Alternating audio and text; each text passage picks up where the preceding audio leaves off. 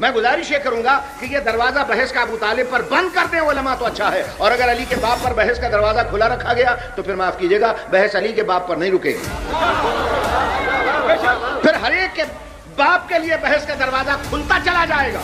اس کا باپ کیا تھا، اس کا باپ کیا تھا، اس کا باپ کیا تھا، اس کا باپ کیا تھا، اس کا باپ کیا تھا۔ علی تو اس اعتبار سے خوش نصیب ہے کہ علی کا ابو طالب کی شکل میں باپ تو ہے۔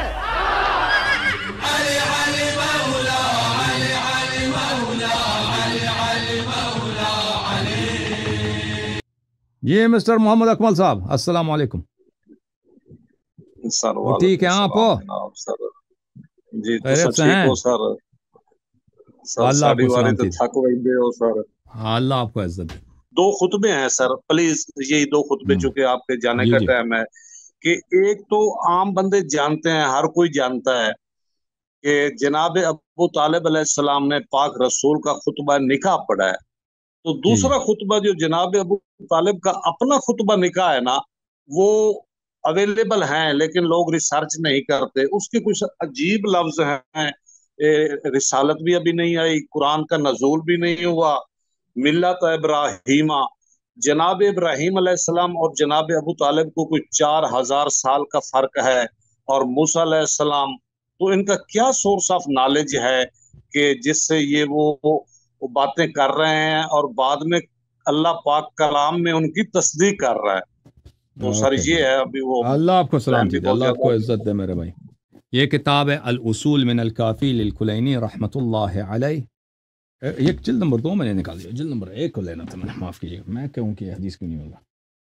یہ الاصول من الکافی جلد نمبر 1 ہے بھائی، ٹھیک ہے نا، جلد نمبر 1 ہے، یہ جلد نمبر 1، جلد نمبر 3، اچھا جلد نمبر 2 کو لیا، پھر جلد نمبر 3 کو جلد نمبر 1 سمجھ کے لیا، اب جلد نمبر 1 مل گیا بھائی۔ کتاب ہے الاصول من الکافی، کلینی صاحب کی کتاب، چابی دارالکتب الاسلامیہ میں، یہ صفحہ نمبر 445 ہے، حدیث نمبر 18 ہے اس صفحے میں، ملاحظہ فرمائیے۔ بھلے منصور درست ابن ابی منصور نے، اس نے ابو الحسن الاول حضرت باب الحوائج حضرت امام کاظم علیہ السلام سے دریافت کی ہے، اکان رسول اللہ صلی اللہ علیہ وآلہ محجوجاً بأبی طالب، کیا حضرت ابو طالب علیہ السلام حضرت رسول صلی اللہ علیہ وسلم پہ اللہ کے حجت تھے؟ کیا دیکھیں کیا مقام ہے، کیا حضرت ابو طالب علیہ السلام حضرت رسالت پناہ صلی اللہ علیہ وسلم پہ اللہ کے حجت تھے؟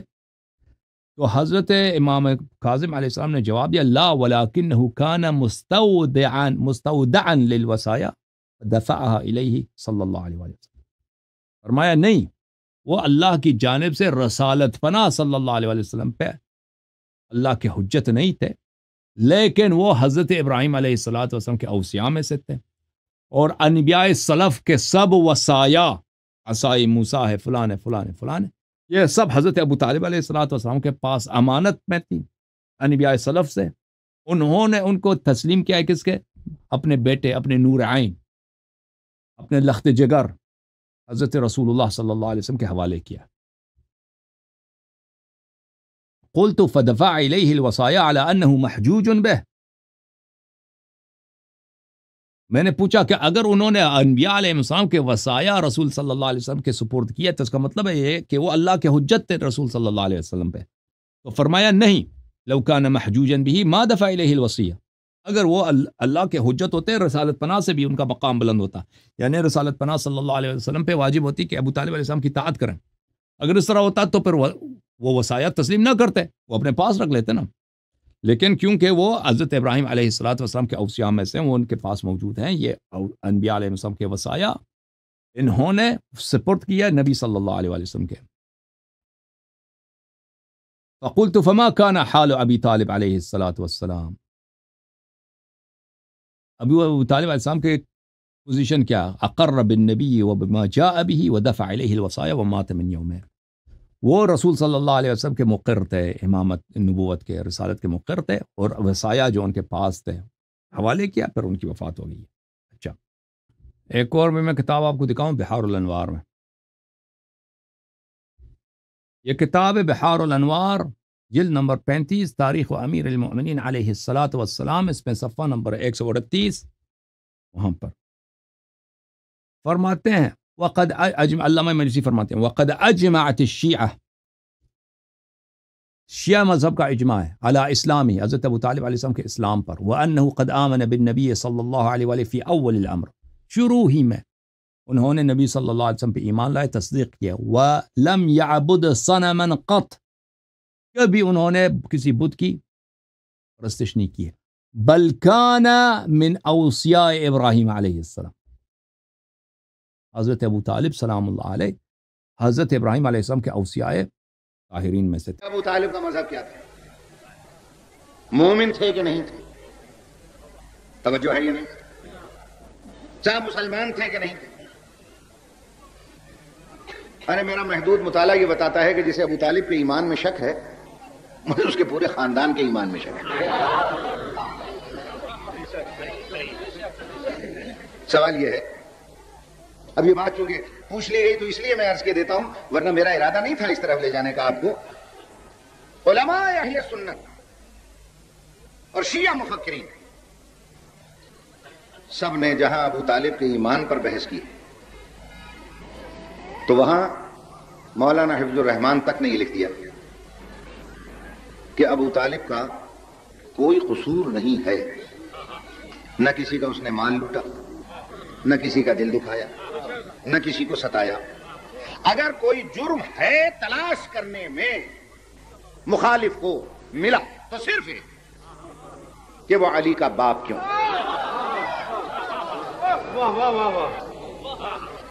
خدا کی قسم اس کے علاوہ کوئی شے ابو طالب کے لیے مورخ تلاش نہیں کر سکتا، وہ علی کا باپ کیوں۔ میرے دوستو، میری دست بستہ گزارش ہے کہ اس میں ابو طالب کا تو کوئی قصور نہیں، یہ پوچھنا ہے تو اللہ سے پوچھو۔ بھئی کوئی کسی کا باپ بنے، کوئی کسی کا بیٹا بنے، یہ اس کے اختیار میں نہیں ہے، یہ تو اللہ کے اختیار میں، چاہے کسی کو کسی کا باپ بنا دے، چاہے کسی کو کسی کا بیٹا بنا دے، چاہے کسی کو ہندو کے گھر پیدا کر دے، چاہے کسی کو عیسائی کے گھر پیدا کر دے، چاہے کسی کو یہودی کے گھر پیدا کر دے، چاہے کسی کو اپنے گھر پیدا کر دے۔ تو آپ علی سے اگر اختلاف ہے تو باپ تک کیوں جاتے ہیں؟ لیکن علی سے بحث نہ کرنا اور اس کے باپ تک جانا اس امر کی دلیل ہے کہ اگر علی میں کوئی نقص مل جاتا، توجہ ہے یا نہیں ہے، تو دنیا اس کے باپ تک نہ جاتی۔ بحث کرنی ہے تو علی کے بارے میں کریں، کافر تھا کہ مسلمان۔ بحث کرنی ہے تو علی کے بارے میں کریں، کنجوس تھے کہ سخی۔ بحث کرنی ہے تو علی کے بارے میں کریں، عالم تھے کہ جاہل۔ ارے بحث کرنی ہے تو علی کے بارے میں کرو کہ ساری زندگی ایک سورت یاد نہ کر سکا یا ایک رکعت سے دوسری رکعت میں پورا قرآن ختم کیا۔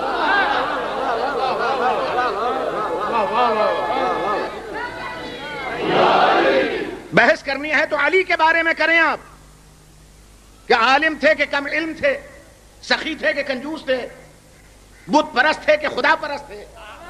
بحث کرنی ہے تو علی کے بارے میں کریں کہ بچپن سے اعلان اسلام کیا یا 40 سال تک انتظار کیا۔ ارے بحث کرنی ہے تو علی کے بارے میں کرو کہ بچپن میں سانپ کا منہ توڑ دیتا تھا یا بڑھاپے میں دیکھ کر دل چھوڑ دیتا تھا۔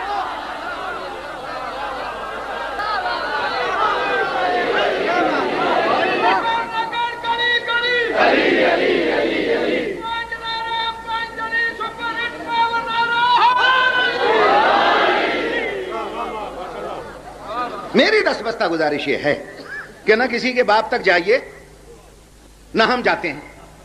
میری گزارش ہے کہ آپ بھی اب چھوڑ دیں، ضرورت نہیں ہے کہ ابو طالب کے ایمان پر بحث کریں اور علی کے باپ پر بحث کریں، یہ دروازہ بند کر دیں تو اچھا ہے۔ اس لیے کہ اگر یہ دروازہ کھلا رکھا گیا تو ناراض نہ ہوئیے گا۔ میں کیا کروں، سید ہوں، رگوں میں لہو تو وہی ہے نا، وہی رگوں میں لہو ہے، اس لیے میں مجبور ہوں، اپنے لہو کی پکار پر ہی مجبور ہوں۔ میں گزارش یہ کروں گا کہ یہ دروازہ بحث کا ابو طالب پر بند کر دیں علماء تو اچھا ہے، اور اگر علی کے باپ پر بحث کا دروازہ کھلا رکھا گیا تو پھر معاف کیجیے گا، بحث علی کے باپ پر نہیں رکے گی، پھر ہر ایک کے باپ کے لیے بحث کا دروازہ کھلتا چلا جائے گا۔ اس کا باپ کیا تھا، اس کا باپ کیا تھا، اس کا باپ کیا تھا، اس کا باپ کیا تھا، اس کا باپ کیا تھا۔ علی تو اس اعتبار سے خوش نصیب ہے کہ علی کا ابو طالب کی شکل میں باپ تو ہے۔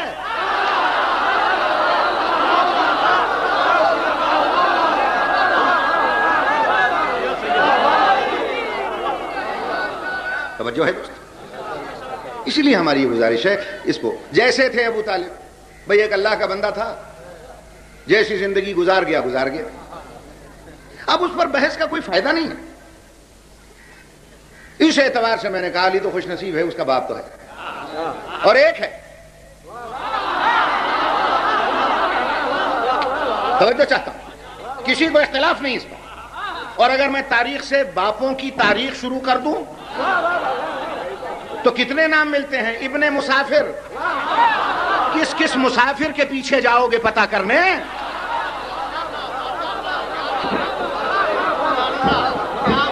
توجہ ہے یہ نہیں ہے؟ ابن عوام،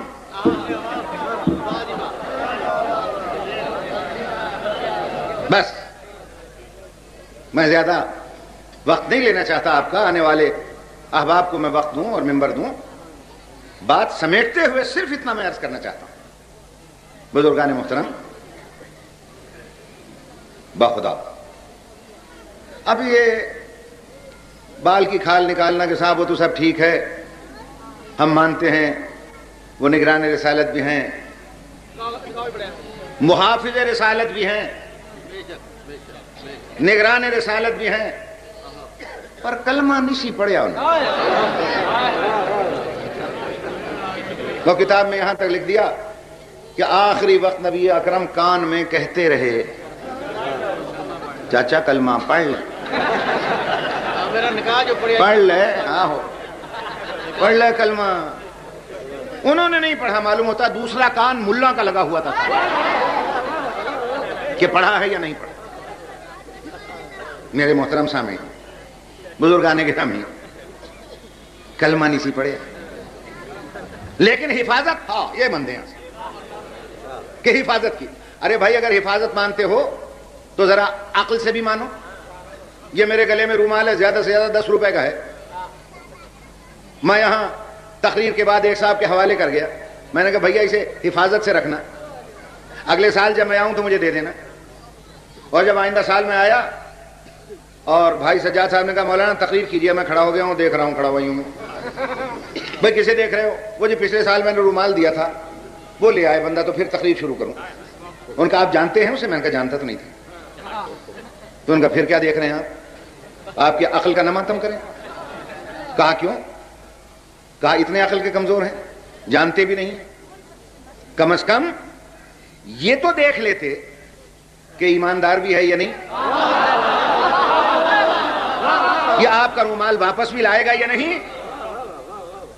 تو معاف کیجئے گا، ایک معمولی مولوی ان پڑھ قسم کا، اس کو بھی اللہ نے اتنی عقل دی ہے کہ وہ 10 روپے کا رومال بغیر ایمان دیکھے کسی بھی ایمان کے حوالے نہیں کرتا۔ تو کیا مولویوں نے اللہ کو اپنے سے بھی زیادہ کم عقل سمجھ رکھا ہے جس نے محمد جیسا قیمتی ہیرا بغیر ایمان دیکھے ابو طالب کے حوالے کر؟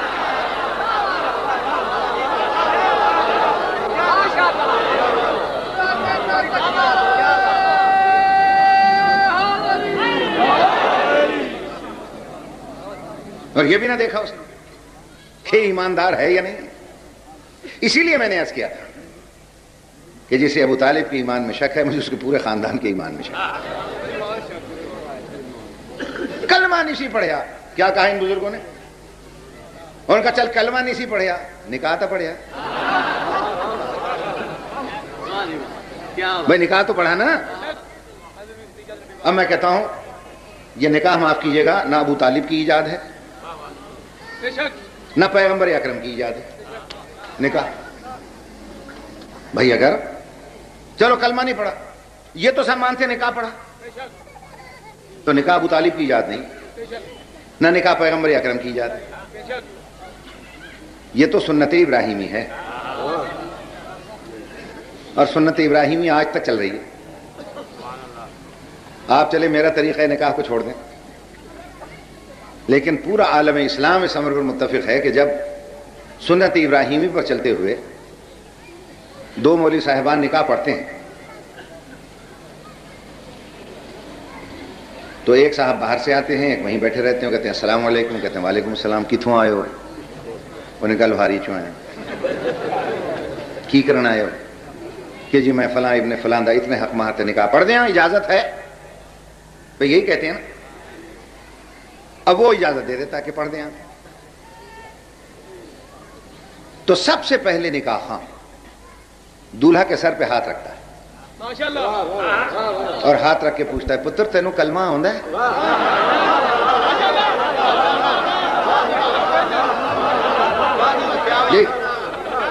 پتر تینوں کلمہ آندا؟